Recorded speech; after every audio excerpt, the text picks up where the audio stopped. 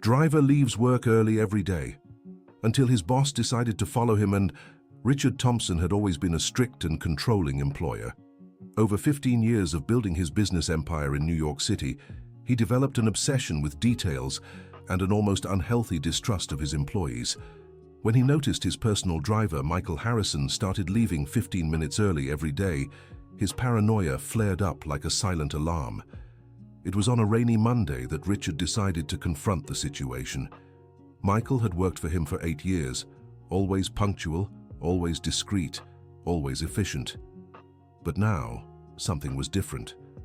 The man in his early 40s, who used to stay late waiting for extra orders, now kept glancing at the clock and muttering excuses about personal commitments. "Michael, I need you to take me to the Upper East Side today," Richard said, testing his employee's reaction. "Of course, Mr. Thompson, but would it be possible to leave before 5? "I have an important appointment," Michael replied, nervously fidgeting with the car keys. Richard watched closely. The man seemed anxious, almost desperate. His hands trembled slightly, and he avoided direct eye contact. Something was definitely wrong. During the ride, Richard studied Michael's every move through the rearview mirror. The driver handled the car with his usual skill, but there was tension in his shoulders, a disguised urgency at every traffic light. When they arrived, Michael drummed his fingers on the steering wheel as he waited. "You can go, Michael. See you tomorrow," Richard said, feigning nonchalance. "Thank you, sir. Have a good evening," Michael replied, his voice thick with unmistakable relief. Richard stepped out of the car and pretended to enter the office building. As soon as Michael drove off, he rushed to his own Cadillac parked in the underground garage. He hadn't driven himself in years, but curiosity had become an obsession. He needed to find out what his employee was hiding. New York traffic complicated his plans. Richard lost sight of Michael's black Cadillac within the first 2 blocks, frustrated by his own lack of practice behind the wheel. Angry honks blared behind him as he struggled to maneuver between cars. His rage grew in proportion to his incompetence. "Damn it," he muttered, punching the steering wheel. The next morning, Richard arrived at the office early. He watched Michael park and noticed something he'd overlooked before. The man carried a small insulated bag and looked exhausted, with deep bags under his eyes. When Michael came in to greet him, Richard pretended to be busy with paperwork. "Good morning, Mr. Thompson," Michael said as usual. "Good morning. Michael, tell me something. Is everything all right with you? You seem tired lately." Michael hesitated for a barely noticeable moment before answering. "Everything's fine, sir. Just some personal matters to take care of." Richard made a mental note. The answer was too evasive for his liking. Over the week, Richard intensified his observation. Michael arrived right on time, worked efficiently, but his eyes carried a constant worry. The driver checked his phone whenever he thought no one was watching, and once, Richard saw him decline a call with a pained expression. By Friday, Richard made a decision. He called a private investigator he'd used before for delicate business matters. Dear listener, if you're enjoying the story, don't forget to like and especially subscribe to the channel. It helps us a lot as we're just starting out. Now, back to the story. "I need you to investigate my driver," Richard said over the phone, feeling both powerful and ridiculous. "What do you suspect, Mr. Thompson?" asked the professional voice on the other end. "I don't know. Suspicious behavior, early departures. I need to know what he does after work." The detective, Frank Miller, was an experienced man who didn't ask unnecessary questions. He took the case with the discretion he was known for in New York City's business circles. 3 days later, Frank returned with a preliminary report that left Richard more confused than enlightened. "Your driver visits Mercy Medical Center every day, always at the same time. He stays for about 2 hours and then leaves. I couldn't identify the specific reason for his visits without raising suspicions," Frank explained. "Hospital, is he sick?" Richard was surprised by the genuine concern he felt. "It doesn't seem so. He walks in quickly, but he doesn't appear to be seeking treatment for himself. Maybe a family member." Richard dismissed the detective, but the information bothered him all night. Did Michael have family? In 8 years of working together, the man had never mentioned a wife, children, or relatives. He had always been reserved, professional, almost invisible in his efficiency. The next day, Richard made an impulsive decision. He cancelled all his afternoon appointments and decided to go to Mercy Medical Center himself, not to confront Michael, but to understand the mystery that had begun consuming his thoughts. The public hospital was a world completely different from the sterile environment of the private clinics Richard knew. Crowded hallways, entire families waiting on uncomfortable benches, the distinct smell of disinfectant mixed with human anxiety. Richard felt out of place in his designer suit. At 4:30 in the afternoon, he saw Michael hurry through the main lobby. The driver carried the same insulated bag and seemed to know his way well, greeting staff members by name. Richard followed at a distance, hiding behind pillars and groups of people. Michael took the elevator to the 6th floor. Richard waited a few minutes before taking the stairs, his heart beating faster than expected for a fit 50-year-old man. The 6th floor was dedicated to long-term care. Richard hid behind a column and watched Michael enter room 607. Through the slightly open door, he caught a glimpse of a scene that left him completely unsettled. Michael was sitting beside a bed where an elderly woman lay. Her white hair contrasted with the pale blue hospital gown, and she looked very frail. But what shocked Richard the most was the tenderness with which Michael held the woman's hand, speaking softly and adjusting her pillows with extreme care. "How was your day today, Mom?" Richard heard Michael ask, in a voice he had never heard before, full of love and concern. Mom. The word echoed in Richard's mind like thunder. For 8 years, Michael had never mentioned having a mother. Richard had always assumed the man was alone in the world, perhaps an orphan or with distant family. The reality before him was entirely different. The woman replied with something Richard couldn't hear, but he saw Michael smile genuinely for the first time. It was a different smile from the professional one he wore at work, a smile of a devoted son, a man who found purpose in caring for someone he loved. Richard stepped back, feeling like a voyeur to something sacred. His legs trembled as he walked back to the elevator, his mind processing this new information. Why had Michael never mentioned his mother? Why keep it a secret? On the way back to the office, Richard couldn't focus on the traffic. The image of Michael caring for his elderly mother replayed in his mind like a looped film. There was something deeply moving about that scene, something that stirred parts of his soul he had long believed hardened. Upon arriving at the office, Richard locked himself in his room and tried to work, but the spreadsheets and reports might as well have been in a foreign language. His thoughts drifted to his own mother, Margaret Rose, who had passed 5 years earlier. He had barely been present during her final months, always preoccupied with mergers, acquisitions, and building his business empire. The guilt hit him like a stab to the heart. How many times had his mother called asking for a visit? How many times had he promised to come next week, or when things settled down?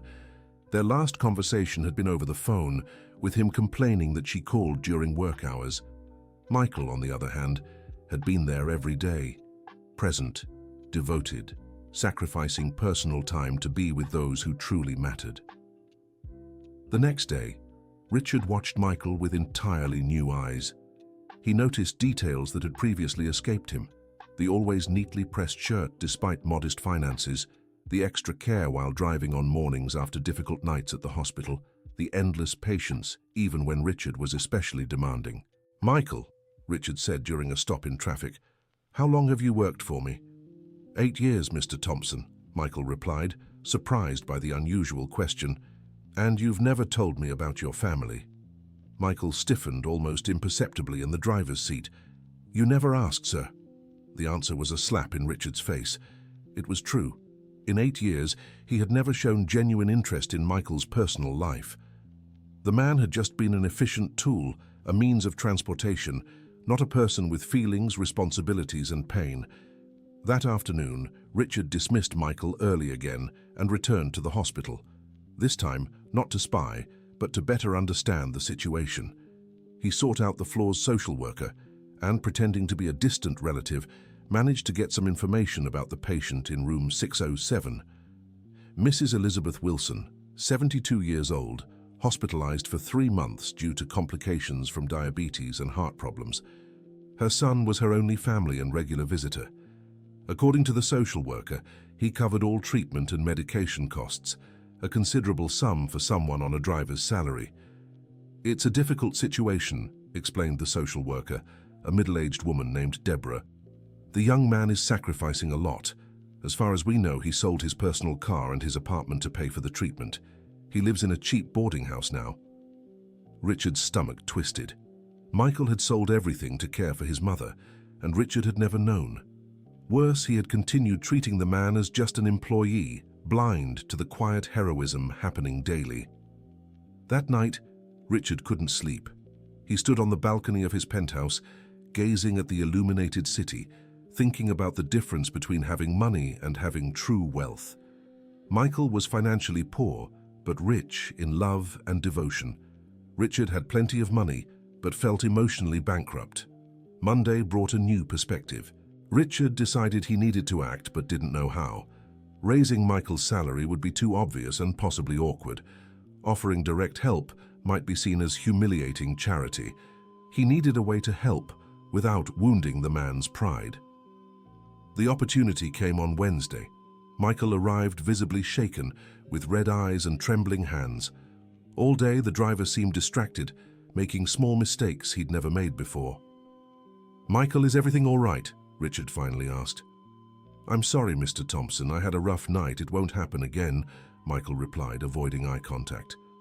"Did something happen with your mother?" Richard ventured.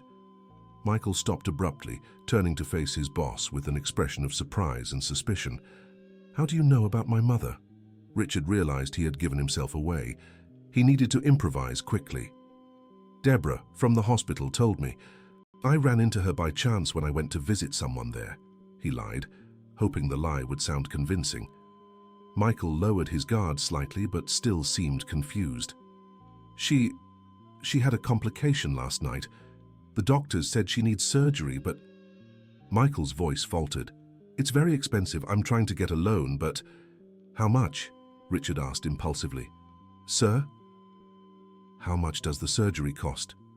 Michael hesitated, clearly uncomfortable. $10,000, sir, but I'm not asking for anything. I'll figure something out." $10,000. To Richard, it was less than he spent on a weekend. To Michael, it meant years of sacrifice. The disparity hit him like a punch to the gut. "Michael, you've been an exemplary employee for 8 years. Consider this an advance on your bonuses for the next few years," Richard said, trying to sound casual. "I can't accept that, Mr. Thompson. It's too much money." Michael shook his head vigorously. "It's not a favor, it's recognition. You can pay it back when you can, no interest." The tears in Michael's eyes were the most eloquent response Richard could have received. The driver tried to speak, but the words were lost in emotion. Finally, he managed to whisper an almost inaudible "thank you." That afternoon, Richard accompanied Michael to the hospital to settle the financial matters for the surgery. It was the first time he officially entered room 607, introduced as Michael's boss. Mrs. Elizabeth Wilson was a frail-looking woman, but with lively, intelligent eyes. Despite her illness, her presence radiated a serenity Richard had rarely encountered. When Michael explained that his boss was helping with the surgery, she took Richard's hands with surprising strength. "God bless you, young man. My son never told me he worked for an angel," she said, her voice trembling. Richard felt extremely uncomfortable with the praise. He was no angel. Just a wealthy man who had finally seen the humanity in those who worked for him. "Mrs. Wilson, your son is the special one. Any boss would do the same," he replied, trying to shift the focus. "No, dear. Not everyone would look beyond the uniform," she countered with the wisdom of someone who had lived a long life. Dear listener, if you're enjoying the story, take a moment to like and especially subscribe to the channel.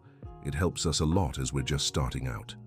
Now, continuing, the surgery was scheduled for the following Friday. During the days of preparation, Richard surprised himself by visiting the hospital daily, no longer as a spy, but as a friend. The word sounded strange in his mind.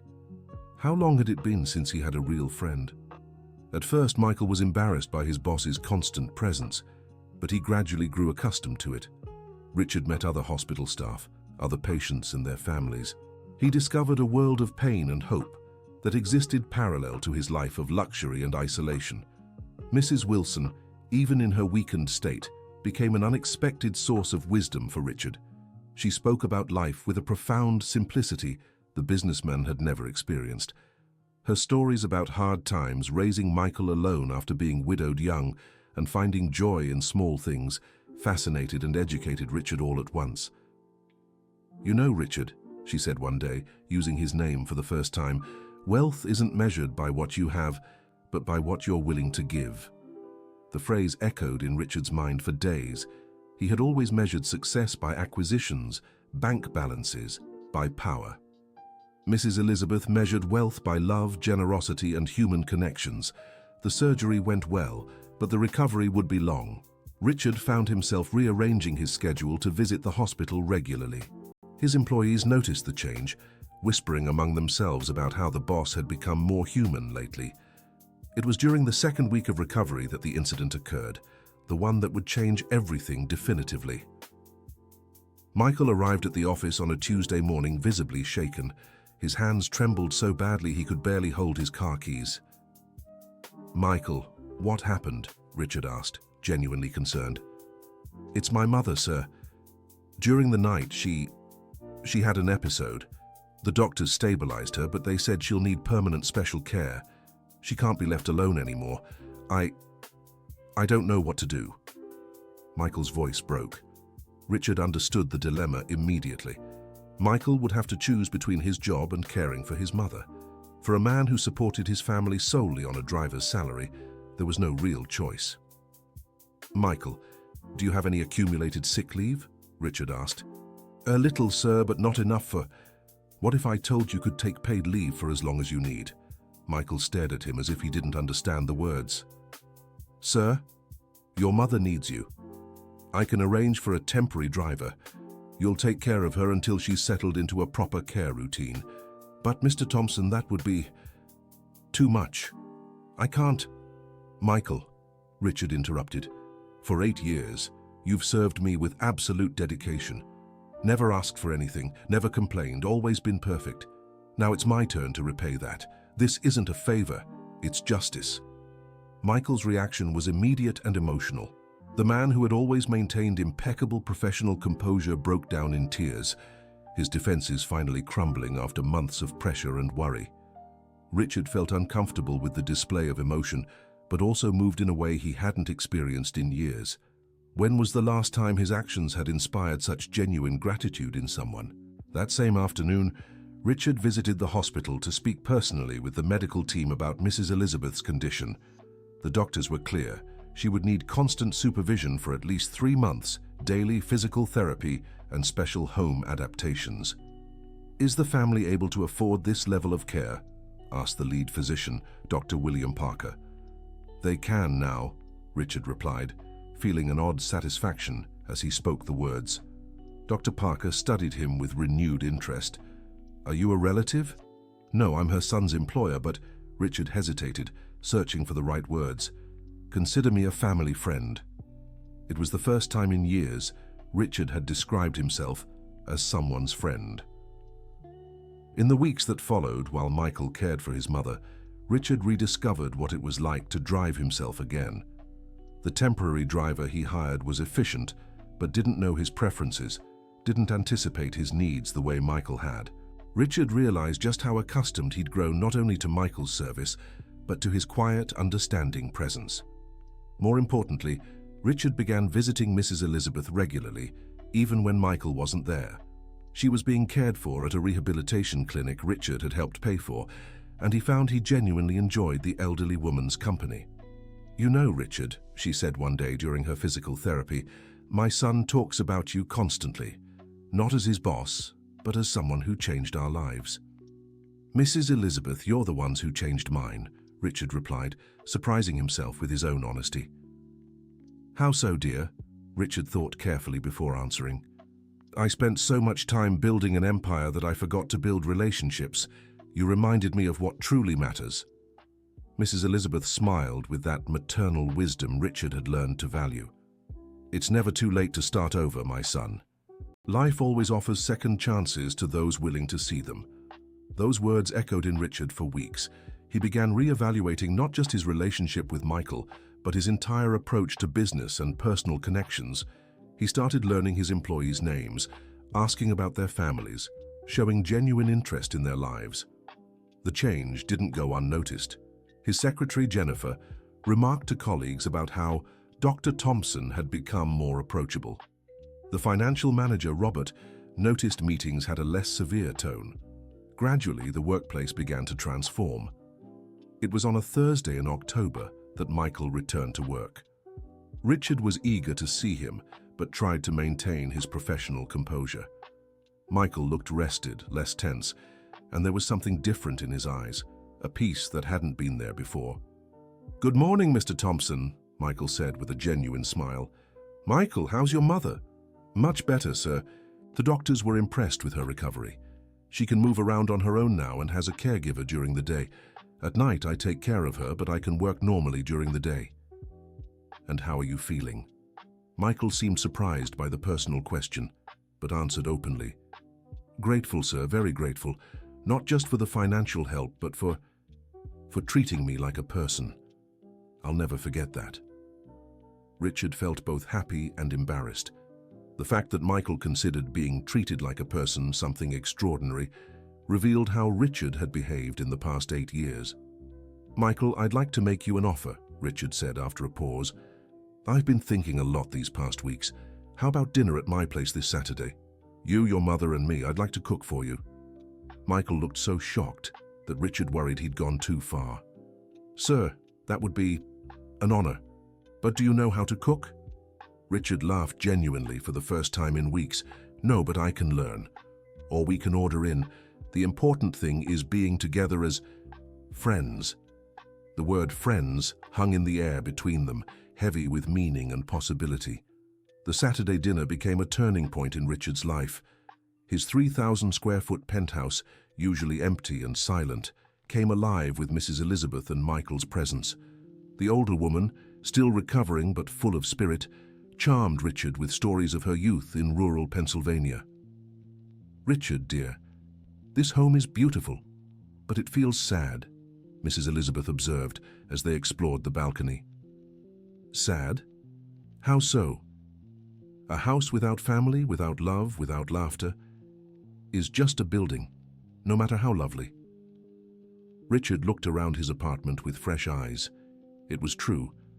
Despite the expensive furniture and flawless decor, the place lacked warmth. There were no family photos, personal mementos, or any sign that someone with meaningful relationships lived there. "You're right," Richard admitted. "I built a monument to success, but forgot to build a home." "It's never too late to change that," Michael said, joining the conversation. "Home isn't made of walls, but of people who care for each other." During dessert, Mrs. Elizabeth made an observation that would permanently shift Richard's perspective. "You know, Richard, all these years Michael talked about work but never about his boss. To him, you were just a professional obligation. Now he speaks of you as family." The word family struck Richard in a way he hadn't expected. His own family had been reduced to superficial relationships with distant cousins and uncles who only appeared on formal occasions.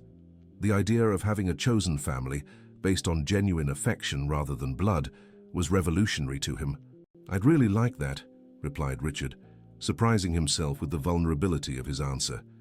It was Michael who sealed the moment. "Then you've got family, boss.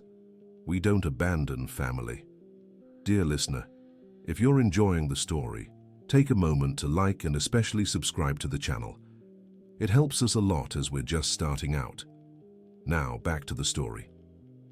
The following months brought profound changes to everyone involved. Richard began working fewer hours and visiting Mrs. Elizabeth Wilson regularly.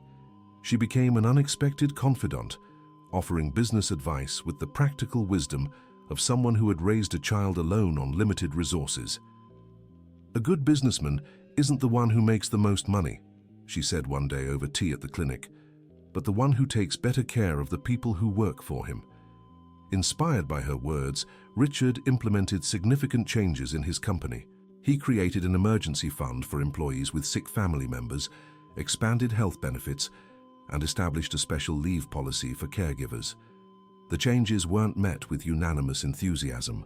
Some investors questioned the unnecessary spending on employee well-being. Richard faced pushback from the board, who saw the new policies as handouts that hurt competitiveness. "Richard, you're letting emotions get in the way of business," said Jonathan Peterson, a major shareholder, during a tense meeting.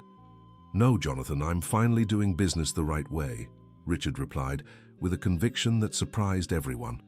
The corporate tension coincided with a personal crisis for Mrs. Wilson. Her recovery suffered a setback during winter, when pneumonia landed her back in the hospital. Richard found himself splitting time between business meetings and hospital vigils, an experience that forced him to reevaluate his priorities once again. It was during a particularly difficult night, with Mrs. Wilson battling a fever, that Richard had an epiphany. Sitting in the waiting room next to Michael, both exhausted and worried, he realized that this moment of shared anguish meant more to him than any business victory he'd ever achieved.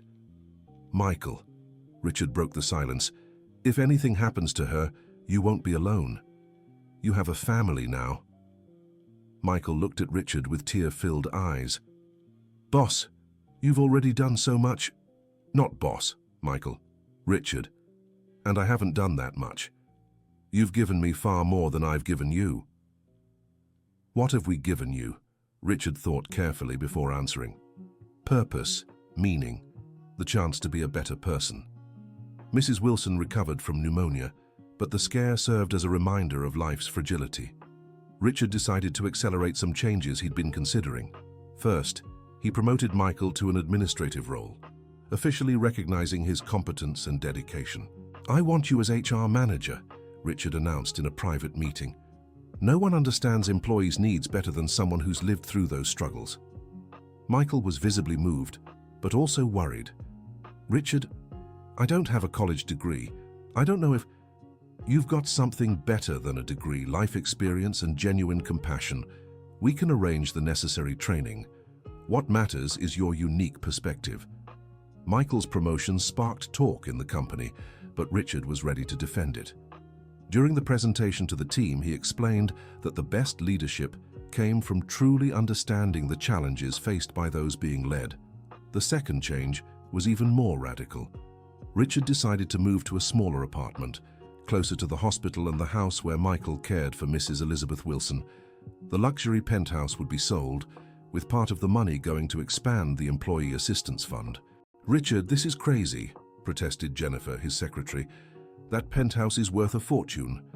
"Exactly. And a fortune can do a lot of good in the right hands," Richard replied. The move was as symbolic as it was practical. The new apartment, though comfortable, was more modest and warm. Richard decorated it with photographs of himself, Mrs. Elizabeth Wilson, and Michael, turning the space into a real home rather than a showcase of success. It was in the new apartment that one of the most important conversations of Richard's life took place. Mrs. Elizabeth Wilson, now mostly recovered, visited him weekly to check if he was eating properly, a pretext they both knew was just an excuse for companionship. "Richard, may I ask you a personal question?" she said one Sunday afternoon. "Of course, Mrs. Wilson. You know you can. Why did you never marry? A good man like you." Richard sighed deeply. It was a question he had avoided seriously considering for years. "I always thought I didn't have time for relationships. Work was everything to me. Now I realize I was afraid." "Afraid of what?" "Of not being enough. That if someone truly knew me, they wouldn't like what they found." Mrs. Wilson looked at him with that maternal expression Richard had learned to cherish. "My dear, you are so much more than you think. The problem is you spent so much time building walls that you forgot to leave doors. And now? Is it too late to start opening them?" "My son, as long as there's life, there's possibility. But first you need to learn to love yourself.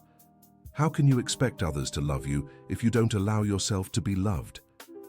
This conversation marked the beginning of a new phase of self-discovery for Richard.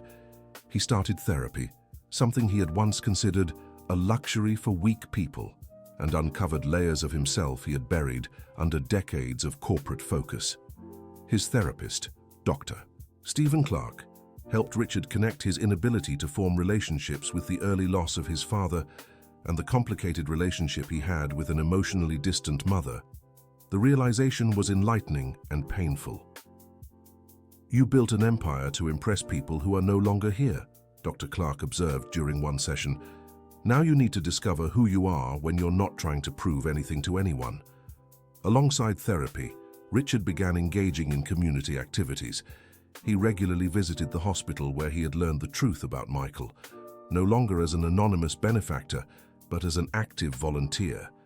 He met other families in similar situations, other stories of sacrifice and love. One such family was that of Mrs. Dorothy Miller, 75 years old, who cared for her teenage grandson alone after the boy's parents died in an accident. The story moved Richard deeply, reminding him of Mrs. Elizabeth Wilson and Michael.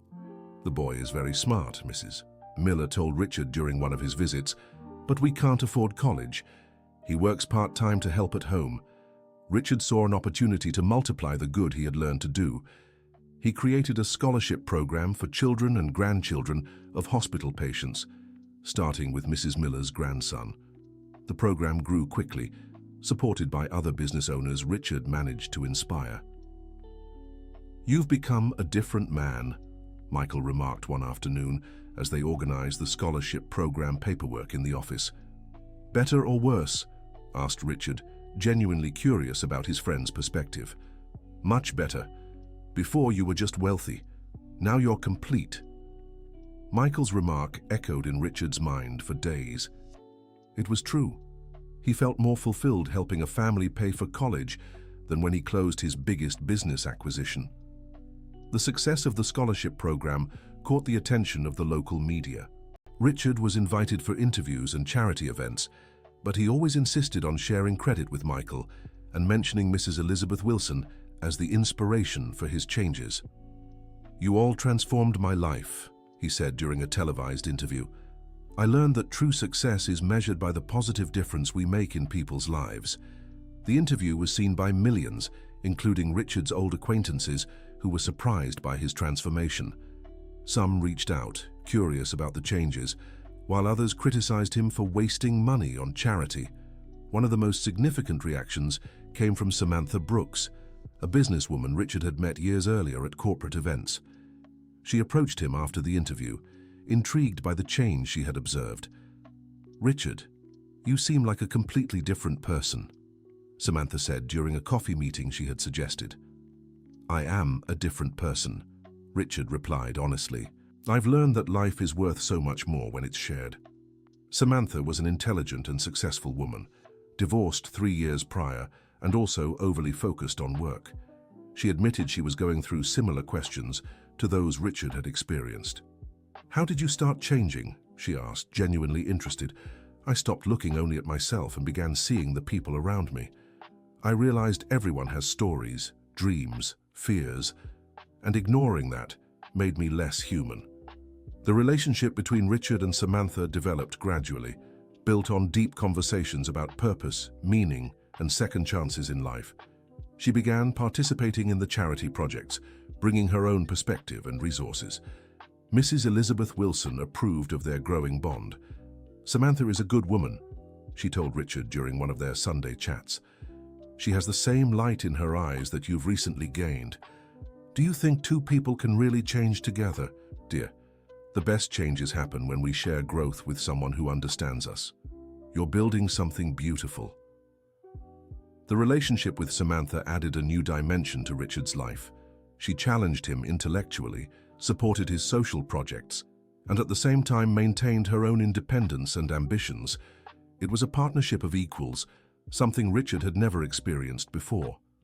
Together, they expanded the scholarship program to include vocational and technical courses.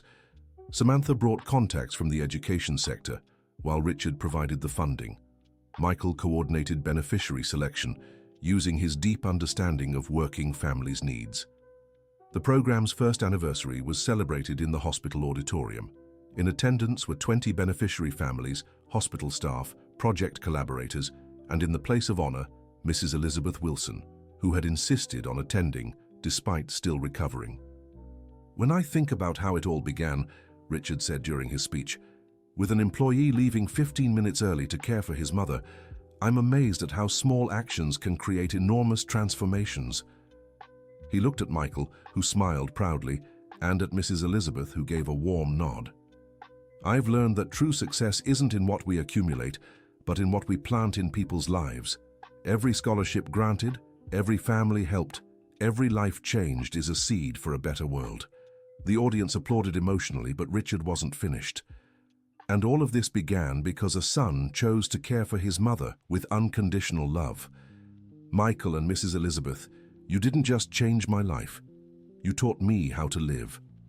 After the event, while Samantha organized the thank yous and Michael spoke with the families who had been helped, Richard found a quiet moment alone with Mrs. Elizabeth.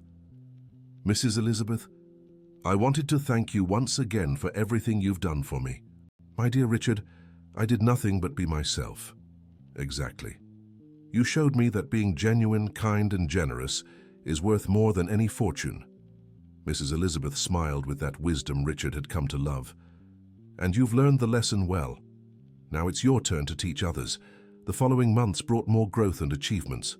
The scholarship program was recognized by the city and replicated in other hospitals. Richard and Samantha made their union official in a simple ceremony, with Mrs. Elizabeth as the special matron of honor and Michael as the best man. "I never thought I'd see the day when my former boss would become my best friend," Michael said during his wedding speech. "And I never thought I'd find a family when I was just trying to be a more humane boss," Richard replied.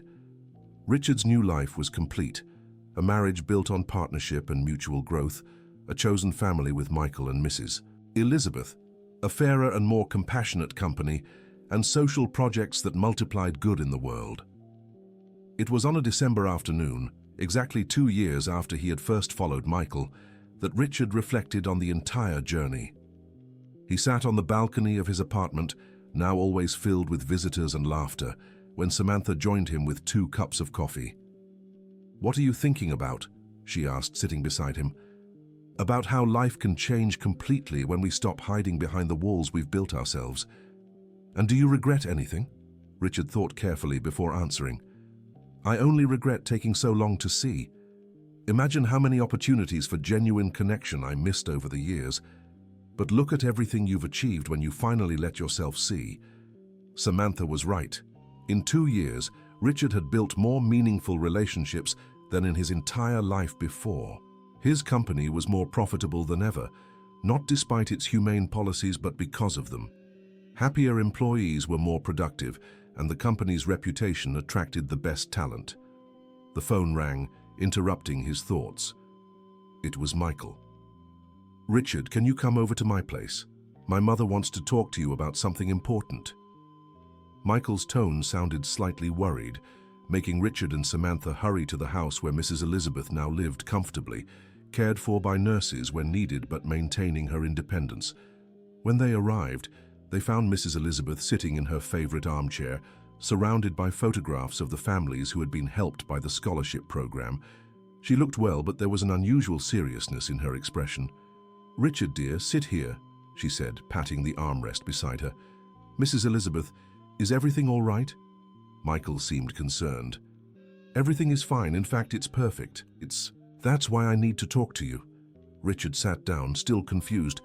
"My dear, you know my time here is coming to an end." "Mrs. Elizabeth, don't say that," Richard protested. "Hush, it's not sadness. It's gratitude. My life has been long and good, especially these last few years. Seeing my son happy, watching you transform, being part of all these beautiful changes, it's been more than I could have dreamed." She took Richard's hands in hers. "I want you to promise me one thing." "Anything, Mrs. Elizabeth. Promise me you'll keep being the wonderful person you've become. Promise me you won't hide behind work and money again. Promise you'll keep our family together and continue helping others discover what you've found." Tears streamed down Richard's face as he clasped the hands of the woman who had become his second mother. "I promise, Mrs. Wilson. I promise for you, for Michael, for Samantha, for all the families we've helped and those we'll still help, Mrs. Wilson smiled with that deep peace only truly fulfilled people can achieve. "Then my mission here is complete. The following months were precious. Mrs. Wilson was frail, but lucid and at peace. Richard spent as much time as possible with her, listening to stories, absorbing wisdom, strengthening the bonds that had changed his life forever. On a sunny March morning, Mrs. Wilson passed quietly, asleep in her bed, surrounded by Michael, Richard, and Samantha. Her last words were of gratitude for the family she had gained and the joy of seeing so much love multiplied in the world. The funeral was a celebration of an extraordinary woman's life. Hundreds attended, families helped by the programs, hospital staff, Richard and Michael's colleagues, and all those touched by Mrs. Wilson's kindness. During his speech, Richard shared the most important lesson he had learned. Mrs. Wilson taught me that we're all connected by invisible threads of compassion and love. When we pull one of those threads with generosity, the whole web vibrates and grows stronger. She didn't just change my life, she showed me how my life could change others. After the ceremony, Michael and Richard stayed alone at the cemetery. "How do we go on without her?" Michael asked, his voice breaking. "By living as she taught us," Richard replied, "being the family she created, continuing the work she inspired, keeping alive the love she planted in our hearts." Michael nodded, drawing strength from his friend's words. "She'd be proud of how you've changed, Richard. And she'd be happy to see how our friendship grew beyond anything we could have imagined when it was just boss and employee." The following years solidified all the transformations sparked by that seemingly simple discovery of a driver leaving work early. The scholarship program expanded to other cities. Samantha and Richard adopted 2 children who became the center of their lives, and Michael was promoted to Director of Corporate Social Responsibility. The house where Mrs. Wilson spent her final years became a community daycare for hospital employees' children and underprivileged families in the area. A plaque at the entrance honored her memory, Elizabeth Wilson House, where love multiplies into hope. On the anniversary of the first time Richard followed Michael, the 2 men stood on the old house's porch, watching children play in the yard that was once just a quiet garden. "Do you think she sees us from where she is?" Michael asked. "I'm sure she does," Richard replied, "and I'm sure she's smiling." "Why?" "Because the seed she planted in us keeps growing. Every life we touch, every person we help discover their own capacity to love and be loved. It's all part of her legacy." Michael smiled, watching the children run happily. "You know, Richard, sometimes I think about how different everything would be if you hadn't decided to follow me that day." "No, Michael, I think differently.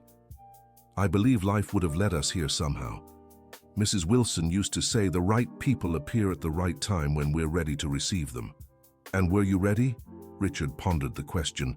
In hindsight, he could see signs that his former life was becoming unsustainable. The growing loneliness, the sense of emptiness despite material success, the inability to form genuine connections. It all pointed to a need for change that he couldn't consciously identify. "I was desperately ready, even without knowing it. The soul knows when it needs healing, even when the mind still resists." The sun was beginning to set, painting the sky in golden hues that reflected in the windows of the daycare. The sound of children playing mixed with the voices of parents arriving to pick them up, creating a symphony of family life that warmed both men's hearts. "Richard," said Michael, his voice thick with emotion, "thank you for following me that day." "Thank you for giving me a reason to follow," replied Richard, embracing the man who had become his brother in heart. When they pulled apart, both had tears in their eyes, but they were tears of gratitude, not sorrow. "Let's go home," said Richard. "Samantha is making that stew her mother taught her, and the kids are eager to hear Grandma Elizabeth's bedtime stories." "Our family," said Michael, smiling. "Our family," Richard confirmed. As they walked toward the car, Richard took one last look at the daycare, imagining Mrs. Elizabeth Wilson watching it all with her wise, contented smile.